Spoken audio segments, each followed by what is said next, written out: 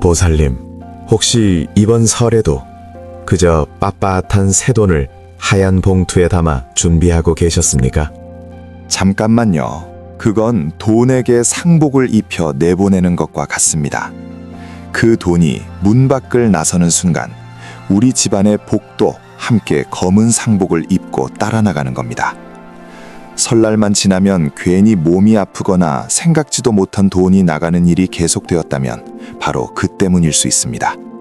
하지만 너무 걱정하지 마십시오. 그 끔찍했던 실수가 사실은 우리 가족의 복을 100배로 불려 돌아오게 만드는 가장 신성한 투자가 될 수 있습니다. 네, 그 신성한 투자는 바로 우리 보살님의 마음을 이해하는 것에서부터 시작됩니다. 명절이나 집안 행사가 잡히면 달력에 동그라미를 치는 손은 분명 반가운데 가슴 한쪽은 같이 철렁대려 앉지요. 아이고, 또 봉투 준비해야지. 머릿속에서 자동으로 계산기가 돌아갑니다. 큰애네 얼마, 둘째네 얼마, 손주가 셋이니 한 명당 얼마. 식탁 위에 하얀 봉투를 늘어놓고 새 지폐를 펴면서도 한편으론 통장 잔액 숫자가 같이 떠오릅니다. 그러다 아이들 사진이 눈에 들어오면 마음이 또 풀립니다. 그래도 우리 애들, 손주들 잘 되라고 주는 건데 봉투에 이름을 적으면서 받는 얼굴을 떠올리면 괜히 입가가 돌지요. 올해는 이 돈으로 학원도 잘 다니고 맛있는 것도 사 먹어라. 주머니에서 돈이 나가는 줄 알면서도 그 순간만큼은 뿌듯합니다. 그런데 막상 그 봉투를 아이 손에 쥐어주고 집으로 돌아오는 길이 문제입니다. 엘리베이터 안에서 버스 창가에 앉아서 문득 떠오릅니다. 아, 저 피 같은 돈이 또 나갔구나. 이번 달 카드값은 어떻게 메우지? 남편 얼굴이 스쳐갑니다. 당신 또 이렇게 많이 줬어. 하고 말할 것만 같아 괜히 봉투를 더 얇게 했어야 했나 마음이 오락가락합니다. 자식 잘 되라고 준 건데 집에 들어오는 발걸음은 가벼워지지 못하고 가슴 한구석이 텅 빈 것처럼 허전합니다. 왜 이런 모순된 마음이 동시에 올라올까요? 한쪽에서는 잘해주고 싶다는 기쁨이, 다른 한쪽에서는 우리 살림은 괜찮을까 하는 두려움이 부딪히기 때문입니다. 그 뿌리는 보살님께서 그 돈을 다시는 돌아오지 않을 지출이라고만 여기기 때문입니다. 여기서 마음의 방향을 살짝만 돌려보겠습니다. 제가 단언해서 말씀드립니다. 세뱃돈은 우리 아이들에게 주는 용돈은 지출이 아닙니다. 우리 가족의 미래를 위한 가장 신성한 투자입니다. 그 봉투 하나가 아이 마음엔 나는 사랑받는 사람이구나 하는 기억으로 남고 그 따뜻한 기억이 평생 그 아이의 마음과 삶을 부드럽게 이끌어줍니다. 오늘 보살님 손에서 나간 돈이 훗날 우리 가정으로 다시 돌아오는 복의 흐름을 만드는 씨앗이 되는 것입니다. 생각을 한번 바꿔보십시오. 텅 빈 곳간에서 마지막 남은 쌀을 퍼내는 우리 집 쌀독바닥 긁는 것 같은 고통스러운 지출이 아닙니다. 마당 한켠 텃밭에 내년을 기다리며 씨를 묻어두는 것처럼 비옥한 땅에 풍요를 약속하는 황금 씨앗을 심는 희망찬 투자입니다. 지금 손에서 떠나가는 돈은 사라지는 게 아니라 보살님 가정의 복밭에 뿌려진 씨앗이 되어 때가 되면 100배의 열매로 돌아오려 준비하고 있는 셈이지요. 그렇게 마음을 돌리는 그 순간 불안이 희망으로 바뀌고 상실감이 기대감으로 채워집니다. 똑같이 봉투를 건네면서도 이렇게 많이 나가네가 아니라 이만큼 우리 집 복을 앞당겨 심는다고 속으로 읊조리게 됩니다. 행사 끝나고 집에 돌아오는 길에도 괜찮다. 나는 오늘 우리 식구 복밭에 씨를 잘 뿌리고 왔다 하며 스스로를 다정히 안아줄 수 있습니다. 이제 더 이상 돈을 내보내며 가슴만 아파하지 마십시오. 보살님은 지금 가장 귀한 곳에 투자를 하고 계신 겁니다. 그렇다면 이 신성한 투자의 첫걸음은 무엇일까요? 그 시작은 돈을 담는 그릇에서 갈립니다. 보살님께서 무심코 쓰시는 바로 그 봉투에 첫 번째 비밀이 숨어 있습니다. 그 비밀은 바로 2026년 병오년에 아주 특별한 기운에 있습니다. 보살님, 2026년은 그냥 평범한 해가 아닙니다. 60년에 딱 한 번 돌아오는 붉은 말의 해입니다. 하늘의 기운 병도 불이고 땅의 기운 오도 불입니다. 위아래로 불이 겹치니 거대한 불기운이 들판을 훑듯 세상을 한번 쓸고 지나가는 해이지요. 이런 해 우리가 늘 하던 대로 아무 생각 없이 쓰는 그 하얀 봉투가 문제입니다. 2026년에는 맨 흰 봉투가 재물운을 활활 태워버리는 불쏘시개가 되기 쉽습니다. 하얀색은 오행에서 쇠를 상징하는데 이글거리는 불길 속에 쇠를 던져 넣는 것과 같은 이치입니다. 돈이 불 속에 던져진 쇠처럼 서서히 녹아내리다가 결국 흔적 없이 사라져버리는 셈이지요. 그래서 아무 기운도 입히지 않은 흰 봉투를 그대로 쓰는 것은 올해만큼은 피하시는 게 좋습니다. 이 말을 들으시고 그럼 아예 붉은 봉투를 쓰면 되겠구나 하고 떠올리실 수도 있습니다. 실제로 인터넷을 찾아보면 흰 봉투에 붉은 점을 하나 찍어 놓으라는 이야기들도 많이 보입니다. 하지만 보살님, 그건 생명력이 없는 죽은 잉크에 불과합니다. 종이 위에 작게 찍힌 잉크 자국은 말라버리면 만져도 두께조차 느껴지지 않는 차갑고 평평한 얼룩일 뿐입니다. 그런 점 하나가 60년에 한 번씩 밀려오는 거센 불의 기운을 과연 감당할 수 있겠습니까? 불을 다스리려면 말라붙은 얼룩이 아니라 스스로 자라고 번져나가는 힘이 필요합니다. 그래서 우리가 찾는 것은 더 근본적인 지혜, 살아있는 것의 힘입니다. 그 첫 번째 방법이 바로 제가 이제부터 알려드릴 씨앗 비법입니다. 아까 흰 봉투를 불쏘시개라고 말씀드렸지요. 그렇다고 해서 흰 봉투를 전부 버리자는 뜻은 아닙니다. 흰 봉투라고 해서 다 같은 흰 봉투가 아니라 안에 무엇을 심느냐에 따라 죽은 봉투가 될 수도 있고 불을 길들이는 살아있는 봉투가 될 수도 있습니다. 지금부터는 그 약한 봉투의 성질을 안에서부터 바꾸어주는 방법을 쓰는 것입니다. 먼저 하얀 봉투를 하나 준비하십시오. 그리고 그 봉투 안쪽, 돈이 직접 닿을 부분에 붉은색 펜으로 동그라미를 하나 그려주세요. 씨앗을 심을 작은 밭을 만들어준다고 생각하시면 됩니다. 이제 가장 중요한 단계가 남았습니다. 바로 그 동그라미 안에 살아있는 쌀알 세 톨을 넣는 것입니다. 그냥 아무 쌀이나가 아닙니다.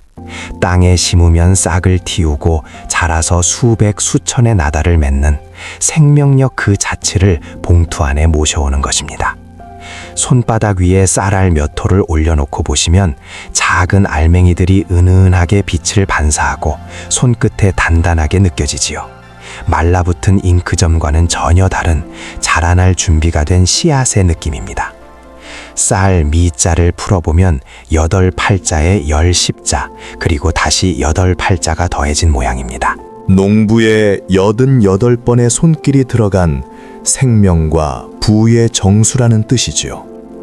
그리고 그 세 톨은 각각 하늘과 땅, 그리고 그 복을 받을 우리 자손, 즉 천지인을 상징합니다. 보살님께서 실제로 이 쌀알 세 톨을 고르시는 모습을 한번 떠올려 보십시오. 부엌에서 쌀통이나 쌀 봉지의 입구를 조용히 열고 하얀 쌀알들이 잔잔한 물결처럼 고여있는 모습을 내려다보십니다. 손을 깨끗이 씻고 마른 손가락을 쌀 속에 살짝 넣어 몇 번 쓸어 올리면 쌀알들이 사각사각 소리를 내며 손가락 사이로 흘러내리지요. 그 중에서 깨끗하고 모양이 반듯한 쌀알 세 톨을 골라 봉투 안에 붉은 동그라미 중심에 하나씩 떨어뜨려 넣습니다. 톡톡 하고 아주 작은 소리를 내며 바닥에 안착하는 그 순간 하늘의 기운, 땅의 지혜, 자손을 향한 사람의 따뜻한 마음이 이 작은 봉투 안에 포개집니다. 단순히 미신을 따라 하는 것이 아니라 내 두 손으로 2026년의 기운의 씨앗을 심어 재물의 흐름을 내가 원하는 쪽으로 살짝 돌려 세우는 작업인 것입니다. 이렇게만 준비해 두셔도 올해의 불기운이 보살님 뜻에 맞추어 조금씩 길을 바꾸기 시작합니다. 잠깐만요. 지금 당장 부엌으로 가서 쌀부터 챙기려 하셨다면 여기서 잠시 멈추십시오. 이 씨앗 비법만으로도 분명 좋은 기운을 담는 훌륭한 방법입니다. 다만 2026년 병오년의 그 강력한 불의 기운 앞에서는 이 방법 하나로는 조금 힘이 붙일 수 있습니다. 제가 지금부터 말씀드릴 이 색깔은 그 거센 불의 기운을 오히려 재물로 바꿔주는 훨씬 간단하면서도 강력한 비법입니다. 이 핵심을 놓치시면 애써 준비한 모든 정성이 반쪽짜리가 될 수 있습니다. 그 두 번째 비법, 더 간단하고도 강력한 비법은 바로 노란색 봉투를 쓰는 것입니다. 집에 이미 노란 봉투가 있다면 그대로 쓰시면 좋고, 없다면 평소 쓰시던 흰 봉투 대신 노란색 봉투를 몇 장 정도 따로 준비해 두시면 됩니다. 특별한 모양이나 가격은 중요하지 않습니다. 오행에서 일하는 것은 색의 기운입니다. 왜 하필 노란색일까요? 여기에는 오행의 깊은 지혜가 숨어 있습니다. 노란색은 오행에서 흙, 토를 상징합니다. 불은 많은 것을 태워 없애지만 유일하게 흙은 태우지 못합니다. 오히려 불은 흙을 구워 더욱 단단한 그릇과 도자기로 만들어주지요. 이것이 바로 화생토의 원리입니다. 그래서 2026년의 거센 불의 기운이 보살님의 재물을 태워 없애는 쪽으로만 흐르지 않게 됩니다. 대신 그 불기운이 흙의 힘을 빌려 보살님의 재물을 금고처럼 더 단단하고 굳건하게 만들어줍니다. 쉽게 새어나가던 길을 막아주고 그 안에서 차분히 쌓이도록 도와주는 그릇이 되는 것입니다. 이렇게 해서 우리는 재물이 담길 완벽한 몸, 완벽한 그릇을 준비했습니다. 하지만 몸만 있으면 무엇하겠습니까? 그 안에 담길 영혼이 바로 돈입니다. 보살님, 흔히들 새 돈이 가장 좋다고들 하죠. 과연 그럴까요? 어쩌면 그 생각 때문에 가장 중요한 복을 놓치고 계실지도 모릅니다. 그렇습니다, 보살님. 우리는 늘 설날 아침이면 빳빳한 새 돈을 봉투에 넣으며 이것이 최고의 정성이라 믿어왔습니다. 하지만 어쩌면 그 고정관념이야말로 우리 집으로 들어올 가장 큰 복을 가로막고 있었을지도 모릅니다. 한번 생각해 보십시오. 갓 세상에 나온 갓난아이는 깨끗하고 순수하지만 스스로를 지키거나 무언가를 이룰 힘이 없습니다. 은행에서 막 발행된 새 돈이 바로 그 갓난아기와 같습니다. 아무런 경험도 기운도 없는 텅 빈 상태인 것이지요. 반면에 세상의 온갖 사람들의 손을 거치고 수많은 사연을 품게 된 돈은 어떻습니까? 그 돈은 온갖 풍파를 겪으며 살아남은 노련한 장수와 같습니다. 그 안에는 사람들의 염원과 노력, 그리고 성공의 기운까지 담겨 있어 아주 강력한 힘을 지니게 됩니다. 그래서 세뱃돈은 꼭 새돈일 필요가 없습니다. 이미 사람 손을 거친 돈이라도 잘 정화해주기만 하면 오히려 더 든든한 복돈이 될 수 있습니다. 중요한 것은 빳빳함이 아니라 그 안에 어떤 기운을 심어 넣느냐입니다. 하지만 바로 이 강력한 힘에는 반드시 그림자가 따릅니다. 그 돈에는 이전 주인의 한숨과 눈물, 그리고 채우지 못한 욕심 같은 어둡고 탁한 기운 또한 함께 묻어있기 마련입니다. 이 탁한 기운을 씻어내지 않고 그대로 자손에게 건넨다면 우리는 복이 아니라 남의 한숨을 물려주는 셈이 되는 것입니다. 자, 이제 왜 돈의 영혼을 깨끗이 씻어내야 하는지 그 이유는 아셨을 겁니다. 이제부터는 어떻게 씻어낼 것인가가 중요합니다. 제가 지금부터 정화 과정을 차근차근 알려드리겠습니다. 순서를 섞어버리면 효과가 조금 옅어질 수 있고, 특히 마지막에 소금을 어떻게 처리하느냐가 아주 중요합니다. 밖으로 흘려보내야 할 기운이 집안에 머무를 수 있기 때문입니다. 그러니 함께 한 호흡씩 맞춰가면서 제가 드리는 순서대로만 천천히 따라오시면 됩니다. 두 번째 비밀, 바로 천일염 정화법입니다. 먼저 세뱃돈으로 주실 돈을 부채처럼 활짝 펼쳐 넓은 쟁반 위에 올려놓으십시오. 지폐 한 장 한 장이 모두 숨을 쉴 수 있도록 겹치지 않게 펴주시면 좋겠습니다. 그리고 그 위로 굵은 천일염을 마치 하얀 눈이 내리듯이 솔솔 뿌려줍니다. 너무 많이도 너무 적게도 아니게 돈의 표면이 살짝 덮일 정도로만 고르게 뿌려주십시오. 이제 눈을 잠시 감고 상상해 보십시오. 그 하얀 소금 알갱이 하나하나가 강력한 진공청소기처럼 돈에 달라붙어 있던 검고 탁한 기운들, 남들의 한숨과 눈물, 그 모든 부정적인 에너지를 남김없이 쫙 빨아들이는 모습을 말입니다. 그렇게 소금이 돈의 나쁜 기운을 모두 빨아들이는 것을 마음으로 그리면서 조용히 이렇게 3번 되뇌어 주십시오. 나쁜 기운은 사라지고 맑은 복만 남으라. 이제 그 상태로 딱 30분만 그대로 두십시오. 이 정도 시간은 돈에 얽힌 기운이 가라앉고 소금이 그 기운을 충분히 흡수하는 데 필요한 최소한의 여유입니다. 기다리는 동안에는 보살님 자신의 호흡을 가다듬고 이 돈을 받을 아이와 가족을 하나씩 떠올리시면서 조용히 잘 되기를 빌어주셔도 좋겠습니다. 그렇게 마음까지 함께 정화 과정에 참여시키는 것입니다. 30분이 지나면 쟁반을 들고 집 밖으로 나가 소금을 조심스럽게 털어내 버리십시오. 앞에서 말씀드렸듯 이 소금은 이미 돈에 붙어 있던 나쁜 기운을 대신 떠안은 존재입니다. 그래서 더 이상 집안에 두거나 아깝다고 요리에 쓰거나 다른 곳에 재사용해서는 안 됩니다.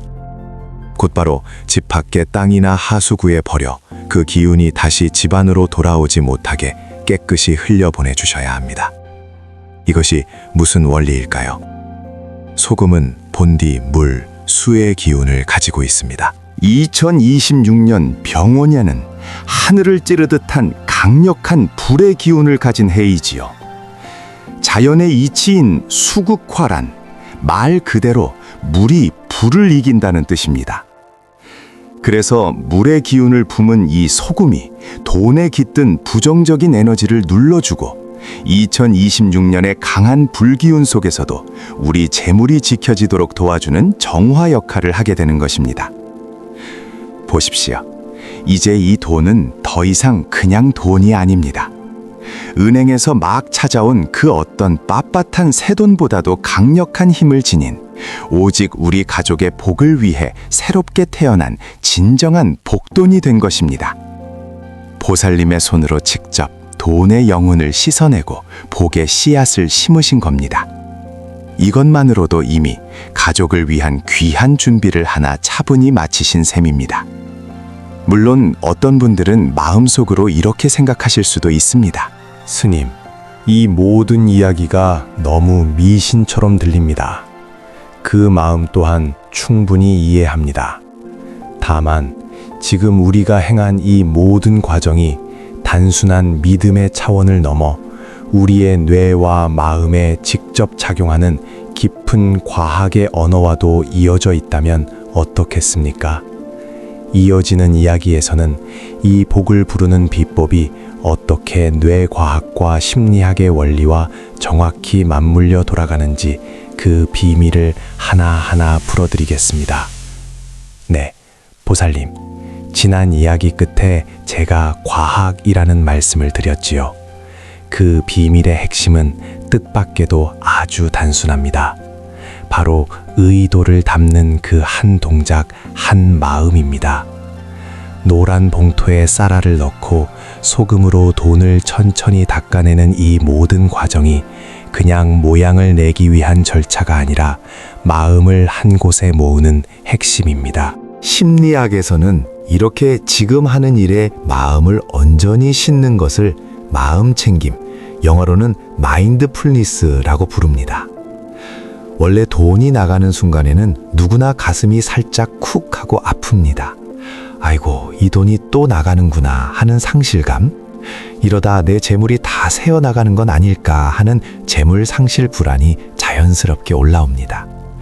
그런데 우리가 이 특별한 의식을 행할 때는 손과 눈, 숨과 마음을 그 행동 하나에 집중하게 되지요.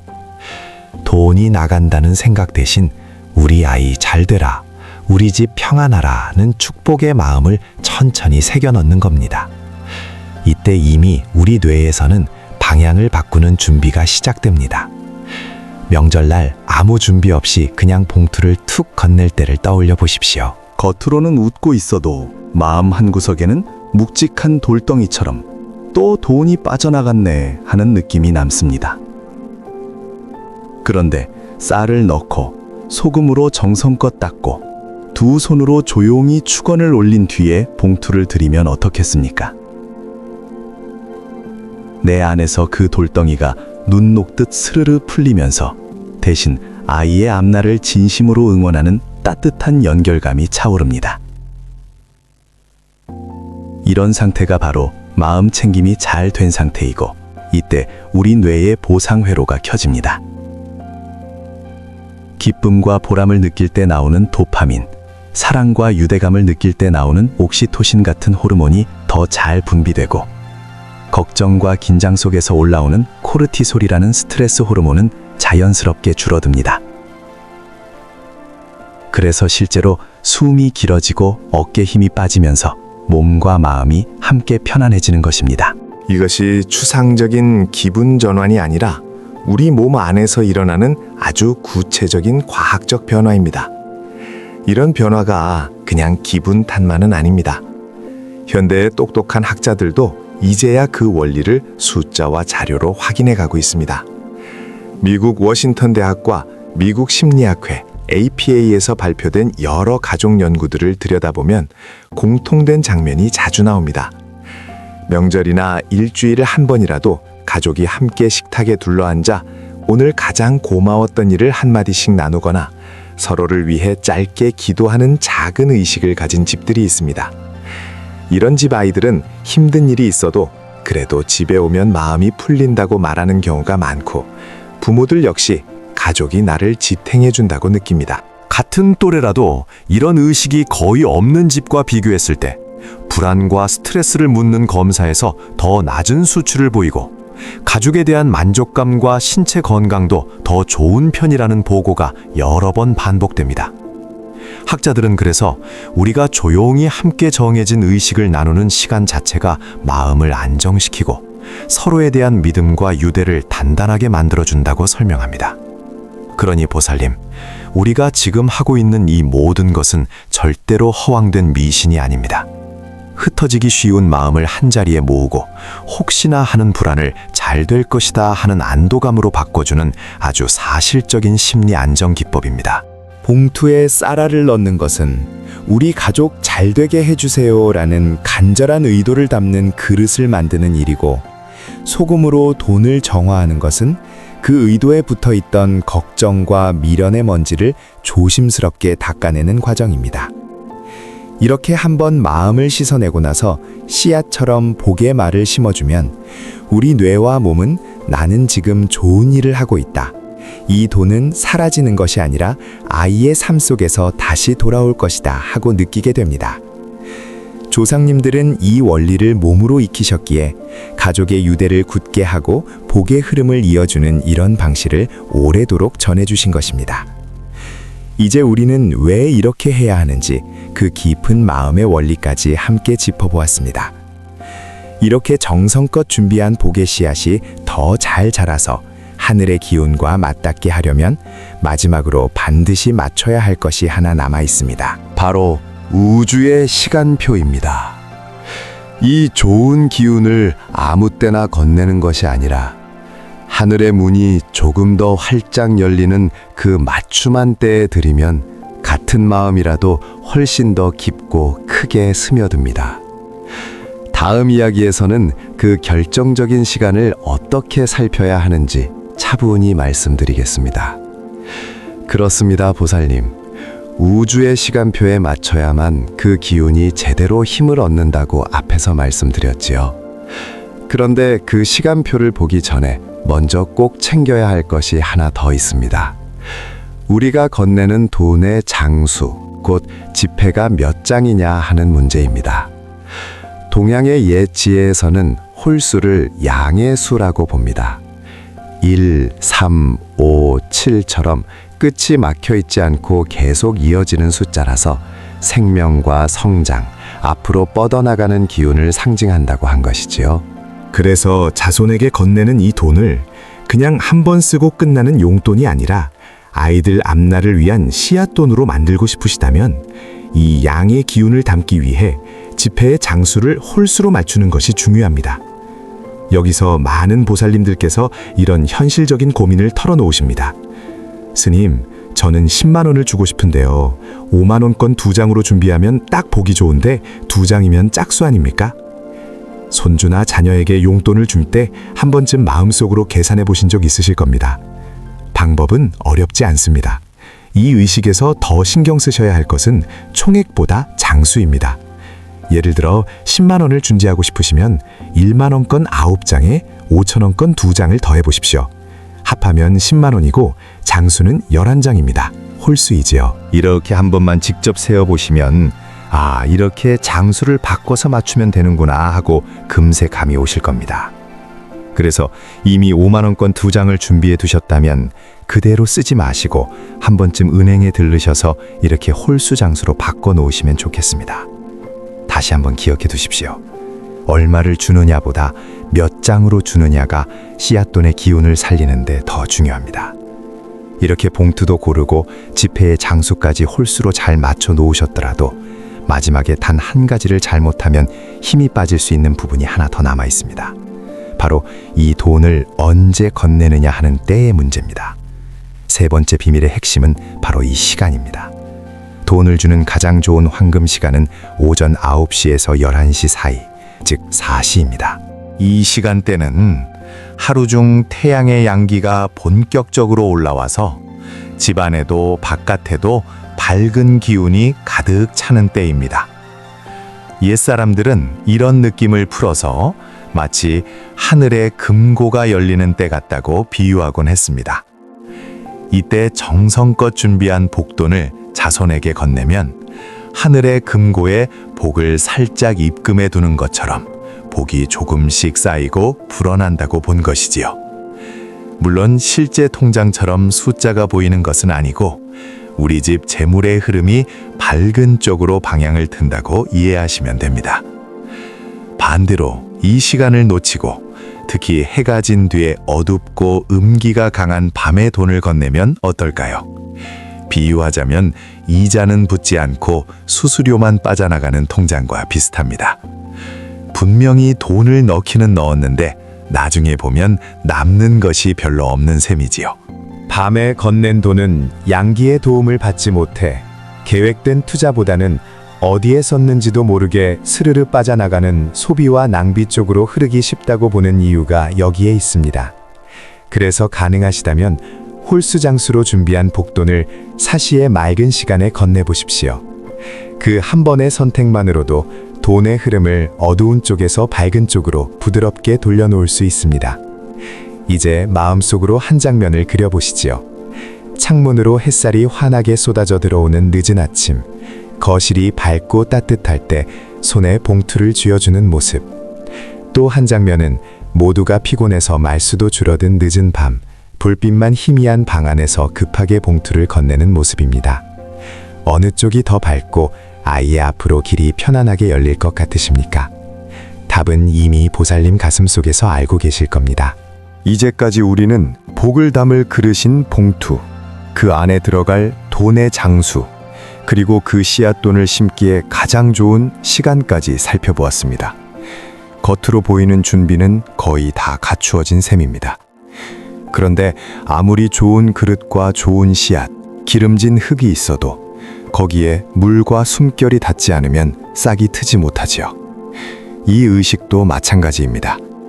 지금까지는 몸을 잘 빚어온 과정이었다면 이 몸에 생명을 불어넣어줄 마지막 영혼 같은 한 가지 비밀이 아직 남아 있습니다. 그 이야기는 다음 장에서 차근차근 풀어드리겠습니다. 준비했습니다. 봉투도 정화된 돈도 맞춰야 할 시간도 여기까지 우리가 할 수 있는 물질적인 준비는 모두 갖추었습니다. 하지만 지금까지 우리가 한 이 모든 준비는 사실 생명이 없는 몸에 불과합니다. 거기에 생명을 불어넣는 영혼이 없다면 그저 잘 차려만 놓인 껍데기일 뿐이지요. 이제 이 모든 정성에 마지막 숨결을 불어넣어야 합니다. 그래야 우리가 준비한 것이 단순한 물건을 넘어 신성한 성물로 바뀌는 활용점정이 완성됩니다. 그 결정적인 마지막 비밀은 보살님의 입에서 나옵니다. 바로 언어의 힘입니다. 같은 봉투, 같은 돈이라도 그 위에 어떤 말을 얻느냐에 따라 전혀 다른 씨앗이 심어집니다. 그런데 보살님, 이 강력한 힘을 쓰기 전에 먼저 조심해야 할 금기가 있습니다. 지금부터 드리는 이 말은 자녀에게 돈을 건네며 절대로 입에 올리지 않으셔야 합니다. 바로 아껴 써라, 이걸로 공부 열심히 해라 같은 말들입니다. 다 좋은 뜻에서 하셨지요. 자식을 걱정하는 마음 충분히 이해합니다. 그런데 이 말들은 돈의 기운에 보이지 않는 족쇄를 채우는 것과 같습니다.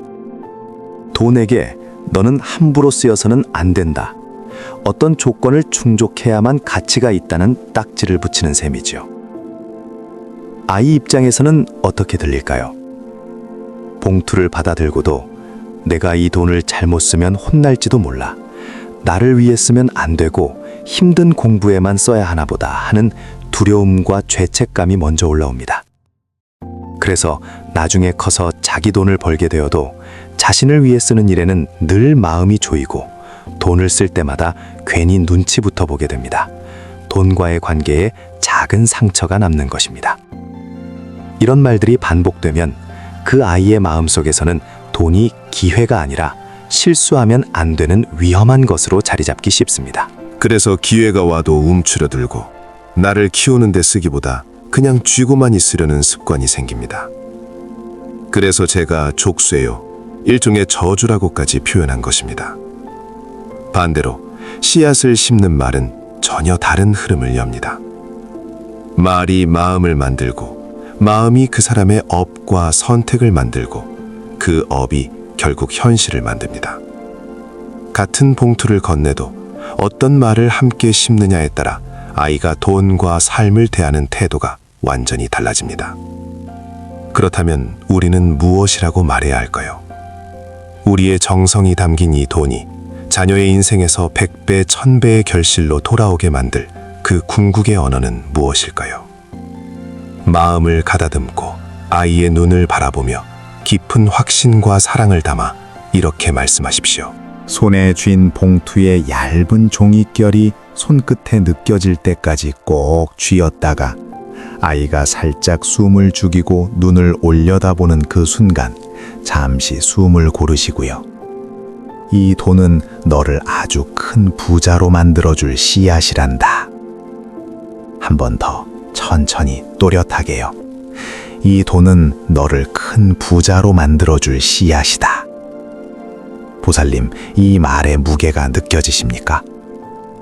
공부 열심히 해라 라는 말은 아이에게 또 시작이구나 하는 부담감을 주지만 부자의 씨앗이라는 말은 가슴속에 무한한 가능성과 희망을 심어줍니다.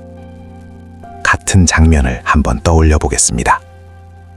첫째 장면에서는 보살님이 봉투를 건네며 약간 굳은 표정으로 말합니다. 아껴 써라. 이걸로 공부 열심히 해라. 목소리에는 걱정과 잔소리가 섞여 있고 아이는 고개를 끄덕이지만 눈빛이 살짝 어두워집니다. 또 공부, 또 아껴 써야 하는 돈으로 느끼지요. 둘째 장면에서는 같은 봉투를 건네면서 눈가에 미소를 머금고 아이를 똑바로 바라보며 말합니다. 이 돈은 너를 큰 부자로 만들어줄 씨앗이야. 목소리는 낮지만 단단하고 아이는 놀라듯 눈을 크게 뜹니다. 내가 부자가 될 수 있는 사람인가 하는 설렘과 궁금함이 그 눈동자에 번집니다. 같은 봉투인데 방 안의 공기와 아이 마음의 방향이 완전히 달라집니다. 이것은 단순한 덕담이 아닙니다. 현실을 창조하는 주문입니다. 씨앗이라는 단어는 주는 보살님과 받는 자녀 모두의 잠재의식 속에 우리는 풍요로워질 수밖에 없다는 믿음의 닻을 내리는 일종의 신성한 계약과도 같습니다. 이 말을 들은 아이는 스스로를 들성부른 사람, 언젠가 부자가 될 사람으로 여기게 되고 돈을 볼 때마다 이걸 어떻게 키울까 한 번 더 생각하게 됩니다. 보살님도 이후에 아이에게 돈을 건네실 때마다 같은 말을 반복하며 그 계약을 조용히 다시 새겨 넣을 수 있습니다. 같은 행동이지만 거기에 실린 말이 마음을 바꾸고 그 마음이 아이의 선택을 바꾸고 그 선택이 결국 아이의 인생을 바꿉니다. 그래서 이 한마디가 물질적인 행위를 영적인 창조 행위로 승화시키는 것입니다. 보살님은 사실 그동안도 자녀를 위해 많이 아껴 쓰시고 몸은 고되더라도 아이 용돈 하나라도 더 쥐어주려고 애써 오셨을 겁니다. 이미 사랑의 씨앗을 수없이 심어 오신 것이지요. 이제 그 마음에 말이라는 도구가 하나 더 더해진 것입니다. 방향을 분명히 잡아주는 마지막 붓질입니다. 그러니 보살님, 이제 당신은 더 이상 그냥 돈을 주는 사람이 아닙니다. 당신은 당신의 언어로 자녀의 미래에 부의 씨앗을 심는 삶의 창조주입니다. 거창한 신이 된다는 뜻이 아니라 이미 해오신 사랑을 의식적인 말로 이어붙여 아이 인생의 흐름을 좋은 쪽으로 살짝 틀어주는 분이라는 뜻입니다. 이렇게 보살님의 정성과 맑게 준비한 돈, 그리고 창조의 언어까지 더해 심은 이 작은 씨앗 하나가 먼 훗날 어떤 모습으로 자라날까요? 언젠가 아이가 훌륭히 자리 잡고 명절에 다시 봉투를 들고 와서 말할 수도 있습니다. 엄마, 아빠, 예전에 해주신 그 말 기억해요. 그게 제 마음에 계속 남아서 여기까지 올 수 있었어요. 하며 자신이 이룬 삶으로 다시 부모에게 풍요를 돌려드리는 장면 말입니다. 그 씨앗이 어떻게 자라 어떤 열매와 감사로 돌아오는지는 이어지는 장에서 조금 더 천천히 풀어드리겠습니다. 보살님 마음속에서 이미 자라기 시작한 그 따뜻한 그림을 함께 끝까지 완성해보지요. 그렇게 심은 씨앗은 보살님, 당장 내일 아침에 열리는 열매가 되지는 않습니다. 그 씨앗은 10년, 20년의 세월을 양분 삼아 조금씩 뿌리를 내리고 마침내 큰 나무로 자라납니다. 10년쯤 지나 아이가 청년이 되었을 때에는 나는 축복 속에서 자란 사람이다 하는 마음가짐이 그 나무의 줄기처럼 곧게 서게 됩니다. 20년이 지나 보살님께서 노후를 맞으실 무렵에는 그 나무가 드리운 그늘이 자녀의 마음과 손길이 되어 보살님을 지켜주게 됩니다. 무더운 날에는 시원한 그늘이 되어주고 추운 날에는 기대설 든든한 기둥이 되어주는 약속이지요. 우리가 하는 이 작은 의식의 힘은 바로 여기에 있습니다. 그냥 봉투에 돈을 넣어 건네는 일이 아닙니다. 자녀에게 풍요롭게 나누고 순환시키는 마음을 보여주는 교육입니다. 아이는 얼마를 받았는지보다 그 돈을 준비하며 부모가 건네준 말과 눈빛을 더 오래 기억합니다. 나는 이렇게까지 축복해주는 부모 밑에서 자랐구나. 이 느낌이 평생 마음의 자산이 됩니다. 이런 자존감은 웬만한 재산보다 더 큰 버팀목이 되어줍니다. 이렇게 정성을 느끼며 자란 아이는 대개 마음 한구석에 조용한 빚을 품고 삽니다. 언젠가 나도 꼭 돌려드려야지. 시간이 흐를수록 그 생각은 감사와 책임감으로 자랍니다. 그래서 성인이 되었을 때 명절이면 먼저 전화 한 통을 드리고 바쁜 와중에도 시간을 내어 찾아오고 형편이 허락하는 만큼 부모의 생활을 도우려 합니다. 이런 작은 행동들이 쌓이면 부모님의 노후 비용에 숨통이 트이고 가정의 재물 흐름도 한쪽으로 새지 않고 집안을 돌게 됩니다. 저는 이 흐름을 한 세대에 두 세대를 이어가는 부의 선순환이라고 부르고 싶습니다. 보살님, 이런 이야기가 혹시 스님이 들려드리는 훈훈한 덕담처럼만 느껴지실 수도 있습니다. 그래서 오늘은 마음 이야기만이 아니라 감정을 걷어낸 숫자들이 뭐라고 말하는지도 잠깐 나누고자 합니다. 따뜻한 정성 뒤에 차가운 데이터가 어떤 흐름을 보여주는지 살펴보지요. 사회과학자 니미와 호리오카라는 두 연구자는 한나라의 가계 조사 자료를 이용해 부모와 자녀의 돈 흐름을 오랫동안 추적했습니다. 부모가 생전에 자녀에게 얼마나 어떻게 금전적 지원을 했는지 살피고 같은 자녀가 나중에 부모의 노후를 경제적으로 얼마나 도왔는지 비교한 연구입니다. 그 결과 부모에게서 지원을 더 많이 받은 자녀일수록 훗날 부모에게 생활비를 보태거나 경제적으로 도우려는 경향이 뚜렷하게 나타났습니다. 이 연구가 정성이나 마음의 온도까지 잴 수 있는 것은 아니지만 적어도 한 가지 사실은 보여줍니다. 부모의 도움을 받은 경험이 있는 자녀에게서 나중에 부모를 완전히 외면해버리는 경우는 상대적으로 적다는 점입니다. 니이미와 호리오카의 연구만 이런 이야기를 들려주는 것은 아닙니다. 여러 나라의 세대 간 이전 연구들에서도 부모가 생전에 자녀에게 교육비나 결혼자금, 주거자금을 도와준 경우에 그 자녀가 노후에 부모를 정서적으로 더 자주 찾고 경제적으로도 돌볼 가능성이 높게 나타나는 경우가 많습니다.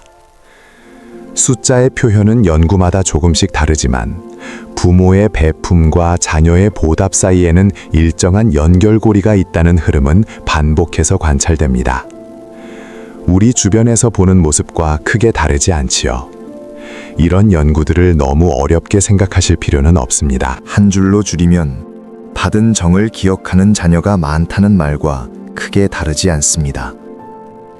오늘 보살님께서 준비하시는 한 봉투, 한마디 축복이 바로 그런 통계 속의 작은 점 하나가 됩니다.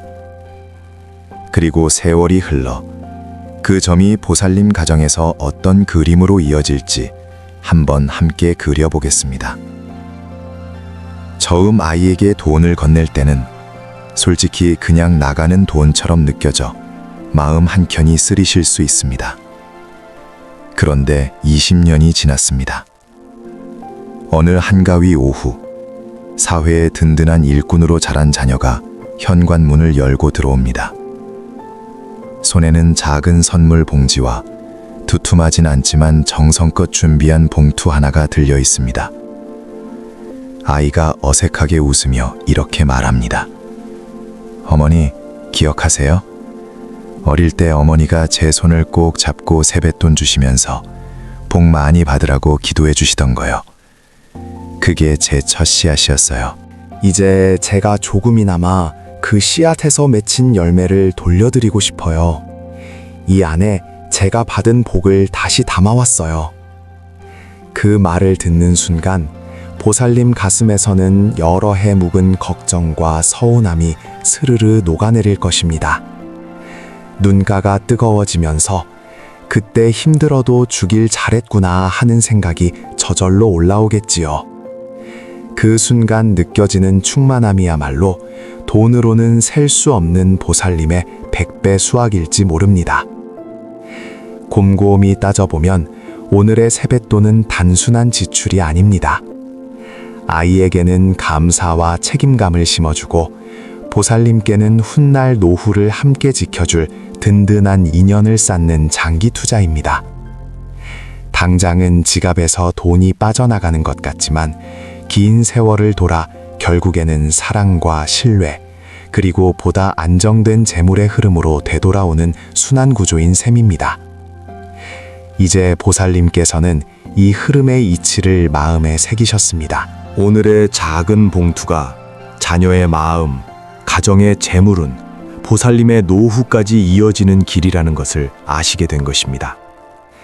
준비는 충분합니다. 이제 남은 것은 이 약속을 현실로 굳히는 마지막 절차, 바로 우주와의 계약서에 조용히 서명하는 일뿐입니다. 그 계약은 아주 간단한 방법으로 맺을 수 있습니다. 보살님께서는 오늘 긴 여정을 함께 하셨습니다. 재물운을 막는 하얀 봉투 대신 부를 키우는 노란 봉투를 쓰는 법을 배우셨고, 쌀알과 소금으로 돈의 묵은 기운을 정화하는 지혜도 얻으셨습니다. 정해진 시간에 어떤 마음으로 또 어떤 말을 속삭여야 하는지 그 모든 비법을 이제 온전히 품게 되셨습니다. 처음 이 영상을 찾으실 때는 세뱃돈이 그냥 나가버리는 건 아닌가, 우리 집 재물운이 더 막히는 건 아닌가 하는 걱정이 마음 한켠에 있으셨을 것입니다. 이제는 같은 돈을 써도 이 순서를 지켜 정성껏 건네면 그 순간이 아이들 앞날의 복과 풍요의 씨앗을 심는 시간이라는 확신이 마음속에 조금은 자리 잡으셨을 것입니다. 이 순간부터 보살님은 더 이상 돈을 쓰기만 하는 사람이 아닙니다. 자식과 손주의 미래의 풍요의 씨앗을 직접 심는 고귀한 창조자가 되신 것입니다. 이제 마지막으로 그 씨앗이 반드시 열매 맺도록 우주에 당신의 뜻을 알려야 합니다. 이 영상 아래의 댓글창이 바로 그 계약서입니다. 댓글을 다는 것은 단순히 의견을 남기는 일이 아닙니다. 우주와 맺는 그 계약서에 보살님 이름을 또렷이 적어 넣는 서명입니다. 나는 이런 미래를 원합니다 하고 스스로에게도 우주에도 분명히 약속하는 순간이지요. 이렇게 말로 한번 뿌리내린 소원은 쉽게 흔들리지 않고 보살님의 선택과 행동을 자연스럽게 그 방향으로 이끌어 줄 것입니다. 이제 그 계약서에 서명할 문장을 알려드리겠습니다. 보살님의 의지를 우주에 또렷이 새겨줄 한 문장입니다. 댓글에 이렇게 남겨주십시오. 나는 오늘 부의 씨앗을 심었다. 올 가을 100배의 황금 결실로 거두리라. 이 선언을 남기는 순간 우주와의 계약은 성립됩니다. 오늘 이 귀한 지혜를 듣고 이 선언까지 남겨주신 모든 보살님들께 깊이 감사드립니다. 보살님 마음에 심은 부의 씨앗이 올 한 해 잘 여물어 풍성한 결실로 돌아오도록 저 역시 곁에서 정성껏 함께 기도하겠습니다. 이 씨앗이 마르지 않고 계속 자라나길 바라신다면 이 채널의 구독과 좋아요로 지혜와 좋은 기운의 흐름을 계속 이어두십시오. 그러면 앞으로도 때마다 필요한 부의 에너지가 보살님 가정으로 잘 흘러갈 수 있도록 제가 곁에서 계속 살펴드리겠습니다. 제가 아는 한 최선의 방법으로 길잡이가 되어드리겠습니다. 성불하십시오.